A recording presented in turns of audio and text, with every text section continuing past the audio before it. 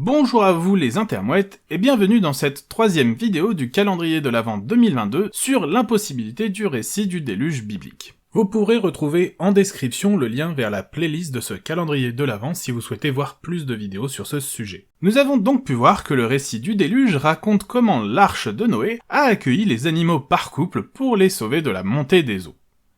Seulement, à y réfléchir un peu, on s'aperçoit rapidement qu'il y a un problème de taille dans ce récit.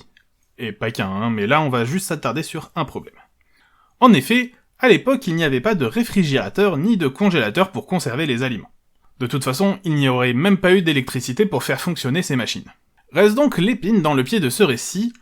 En admettant que l'arche contenait bel et bien des végétaux servant à nourrir les herbivores, encore que nous allons voir un peu plus tard que ce point va rapidement poser problème, on ne voit pas trop ce qui aurait pu être stocké pour servir de nourriture aux animaux carnivores. Prenons l'exemple du lion.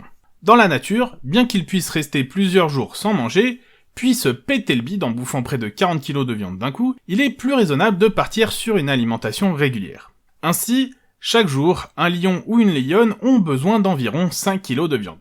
Bon, dans les faits, c'est un peu plus pour le lion qui est plus gros, et un peu moins pour la lionne, mais disons que les deux consomment la même quantité. Ça simplifie les choses. Puisque l'on a un couple, ça nous fait donc 10 kg de viande qui sont nécessaires pour nourrir les lions, chaque jour, afin de les maintenir en vie. La Torah et la Bible nous disent que le déluge commence lorsque Noé a 600 ans, 2 mois et 17 jours, et que les animaux sortent de l'arche une fois que la terre est sèche, au moment où Noah est âgé de 601 ans, 2 mois et 27 jours. Ça nous fait donc 1 an et 10 jours dans l'arche, soit 375 jours de nourriture pour notre couple de lions. Pour permettre ainsi aux lions de survivre tout ce temps, il est donc nécessaire de leur fournir 3750 kg de viande. Comme nous l'avons dit, il n'y a pas de machine permettant de conserver la viande sur plusieurs semaines ou plusieurs mois. La seule solution est donc de sacrifier un animal qui servira donc à nourrir les carnivores. Un mouton, pesant entre 70 et 80 kg, ça veut dire qu'en tuant un de ces ovins, et en considérant que la viande se conserve parfaitement plusieurs jours jusqu'à ce qu'elle soit intégralement consommée, grâce à l'intervention divine, on va pas se mentir, on voit pas d'autre solution pour l'instant, vous pourrez ainsi nourrir votre couple de lions pendant une semaine.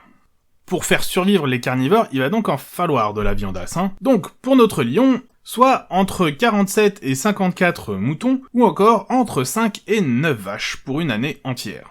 Rappelons quand même que pour les animaux purs, c'est-à-dire ceux élevés pour consommer leur viande, ont été embarqués dans l'arche plus nombreux que les autres, puisque l'ordre divin était de prendre 7 couples de chaque animal pur et un couple de chaque animal impur.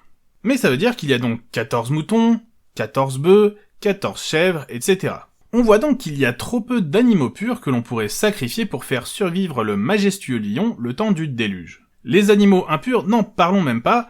Avec seulement un couple de chaque espèce, le moindre sacrifice signifierait ni plus ni moins la fin de l'espèce, puisque sans femelle plus de bébés, et sans mâle plus de reproduction possible.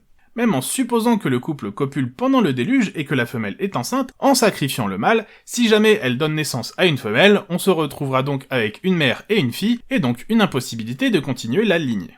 Sans compter que, si l'on en croit le texte, le lion est loin d'être le seul carnivore à avoir embarqué dans l'arche. Que dire des tigres qui mangent tout autant?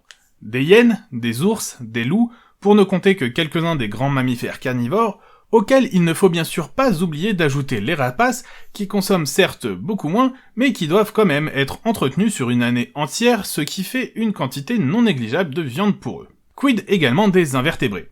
Une araignée ne peut par exemple manger que des proies encore vivantes, et petites, grosso modo ayant sa taille. Chaque fois qu'elle se nourrit, ça signifie donc sacrifier une espèce qui sera définitivement rayée de la surface de la Terre. Quid également des serpents qui, lorsqu'ils mangent, ont besoin d'une certaine température minimale afin que leur corps puisse effectuer la digestion, sans quoi la nourriture commence à pourrir dans leur corps, risquant de les empoisonner, et va alors être régurgitée. Il faut donc maintenir une température adéquate pour cet animal dans l'arche, alors que les conditions extérieures sont excessivement mauvaises, mais que les conditions intérieures sont bien pires, nous le verrons plus tard.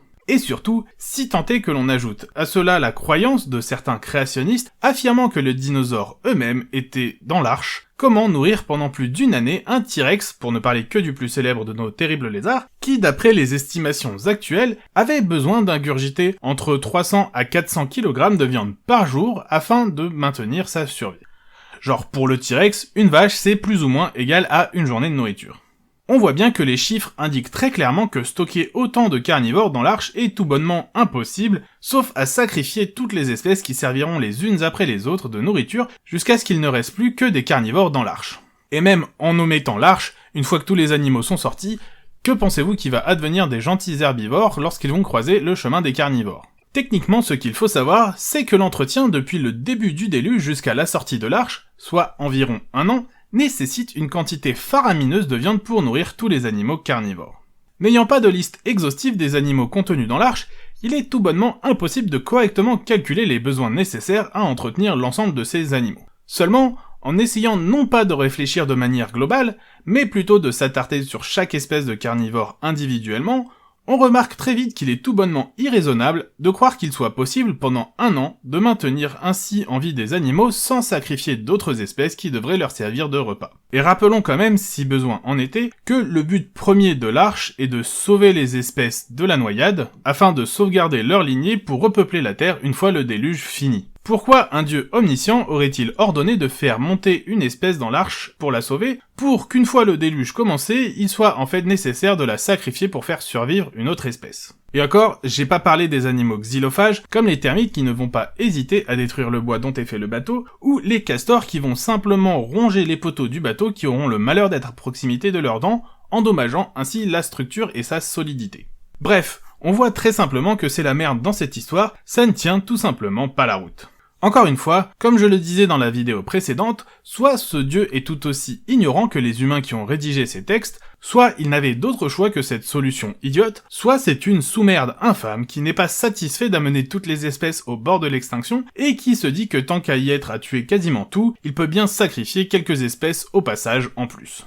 Ce qui est dommage, c'est qu'il n'est pas pensé à sacrifier des espèces véritablement chiantes, comme par exemple les parasites, les bactéries pathogènes, et tous les êtres qui font chier un max comme les moustiques. Et qu'on ne vienne pas me dire que ces espèces restent importantes pour leur écosystème, malgré l'effet négatif qu'elles peuvent avoir sur certaines espèces avec lesquelles elles interagissent, on parle quand même d'un dieu qui est censé pouvoir créer tout ce qu'il veut par la parole, donc s'il décidait de simplement modifier les relations au sein de l'écosystème, il pourrait le faire sans problème. Donc, puisque les religieux diront sans cesse que leur dieu ne peut être mauvais, et qu'il peut tout faire, la seule solution envisageable pour que ces merdes se soient produites, et qu'aucune bonne décision n'ait été prise, c'est simplement d'envisager que ce dieu n'existe pas, et qu'il n'est rien d'autre qu'un ami imaginaire. Il n'est tout simplement rien de plus que le produit de l'imagination des croyants, un personnage inventé, hérité de génération en génération par l'endoctrinement depuis l'enfance et maintenu par la pression sociale, la peur de décevoir cet être soi-disant surpuissant ainsi que ses proches, mais également l'utilité immense qu'il avait pour les dirigeants politiques ou religieux qui maniaient cette peur afin d'asseoir plus efficacement leur domination sur le peuple. Voilà, c'est donc la fin de ce 3e épisode de Techniquement ce qu'il faut savoir du calendrier de l'Avent 2022 abordant l'impossibilité du récit biblique du déluge. Comme d'habitude, je vous invite à partager ma vidéo, à la commenter, mais également à la liker afin d'améliorer le référencement de la chaîne. Vous avez également la possibilité de me suivre sur les réseaux sociaux où vous serez informé des épisodes à venir, et vous pouvez également me proposer des sujets que vous aimeriez voir traités ici. Bien sûr, si ce n'est pas déjà fait, je vous invite à vous abonner et à cliquer sur la cloche afin d'être informé des nouvelles vidéos et de ne rien rater de l'actualité de la chaîne. Je vous dis en tout cas à bientôt pour un nouvel épisode de Techniquement ce qu'il faut savoir.